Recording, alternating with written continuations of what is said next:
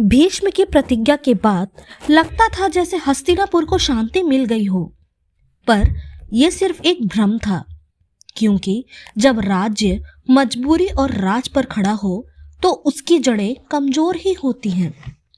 नियोग से जन्मे दो राजकुमार, धृतराष्ट्र और पांडु।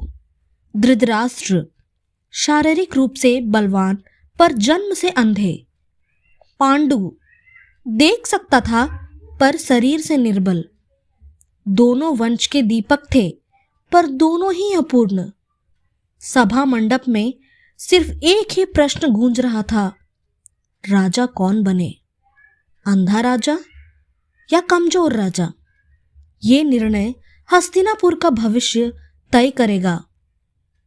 भीष्म जानते थे राजा सिर्फ वंश से नहीं, राजधर्म से बनता है।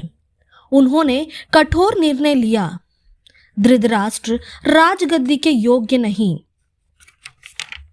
और इस प्रकार पांडु को राजा बनाया गया।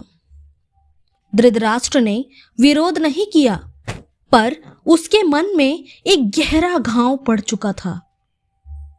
पांडु ने राज्य संभाला। युवा, वीर और उत्साही राजा। शिखर, युद्ध और विजय उसकी पहचान बन गए। पर जब वीरता अहंकार बन जाए तो विनाश दूर नहीं होता। एक दिन वन में पांडु शिखर कर रहे थे। उन्होंने एक हिरन जोड़े को देखा और बिना सोचे बाण चला दिया। पर वो हिरन साधारण नहीं थे, वो ऋषि थे जो अपनी पत्नी के साथ हिरन का रूप धारण किए हुए थे। घायल ऋषि ने कहा, जैसे तुमने काम के पल में हमें मारा, वैसे ही जब तुम अपनी पत्नी के साथ समाग करोगे तुम्हारी मृत्यु हो जाएगी।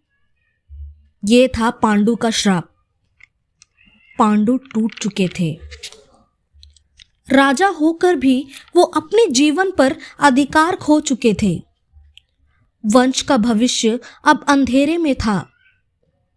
पांडु ने राज त्याग दिया। उन्होंने वनवास अपना लिया। उनके साथ गई महारानी कुंती और महारानी माद्री। हस्तिनापुर फिर से अनाथ हो गया। अब राजगद्दी संभाली धृतराष्ट्र ने। अंधा राजा, जिसके सहारे बने भीष्म, विदुर और कृपाचार्य। पर राज्य के साथ साथ उसके मन में एक भूख भी बढ़ रही थी। धृतराष्ट्र के मन में एक प्रश्न जन्म ले चुका था, जो राजगद्दी मुझे नहीं मिली, क्या वो मेरे पुत्रों को मिलेगी?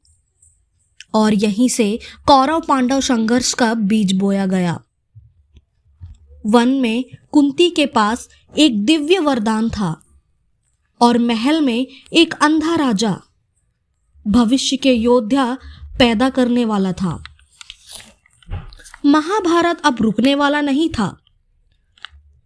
इससे यह सीख मिलती है, जब शक्ति के साथ विनम्रता नहीं होती तो वीरता पाप बन जाती है।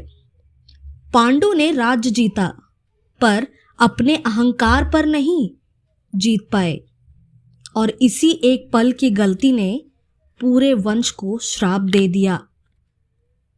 एक श्राप, एक गलती और महाभारत का सबसे बड़ा मोड़। अगला भाग देखिए, कुंती का वरदान, देवपुत्रों का जन्म, पांडवों का उदय। इस महाकथा को पूरा जानने के लिए चैनल को सब्सक्राइब जरूर